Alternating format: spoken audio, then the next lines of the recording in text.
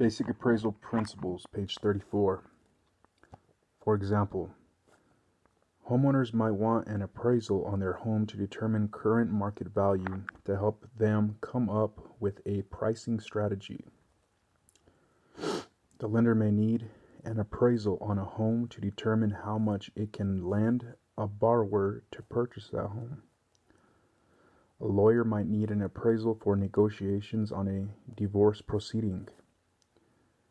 The appraiser should consider how the results of the appraisal may be used to anticipate who, other than the client, might rely on the information, valuation, and conclusions of the appraisal. The client and the appraiser should discuss these potential intended users of the appraisal. The appraisal will need to decide whether it's necessary to name these intended users in the appraisal. The appraiser should also consider the unintended users. Unintended users are people who may obtain the appraisal or its results and conclusions, but for whom the appraisal was not intended.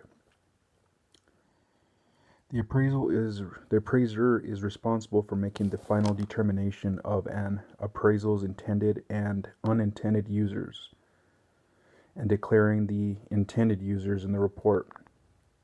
For example, identifying the intended users, Simon, a homeowner, wants to have an appraisal of his property to find out its current market value. He's not planning to sell or refinance at this time. He just wants to know the market value for his own general knowledge. However, Simon would also like the appraiser to provide him with the replacement cost new of his property. He might want to make some changes to his homeowner's insurance, and having this information will help him with his decision-making process. In this example, Simon is the intended user. However, the appraiser will want to consider the insurance company either as an intended or unintended user, because of the possibility that the insurance company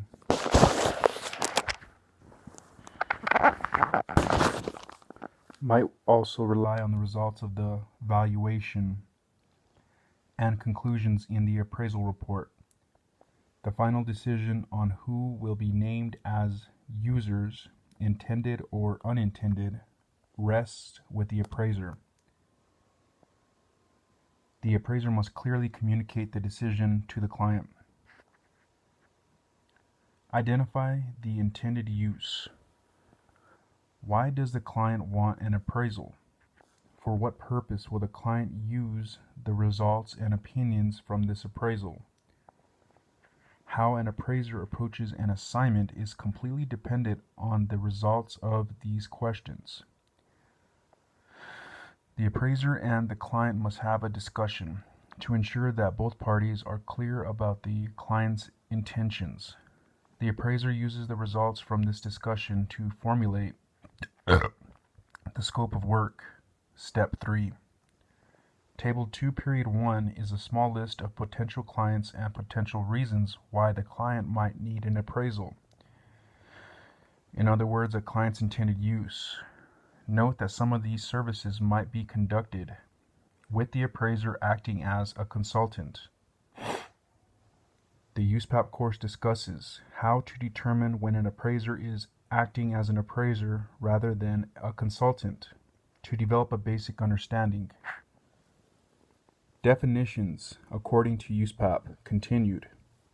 Intended user.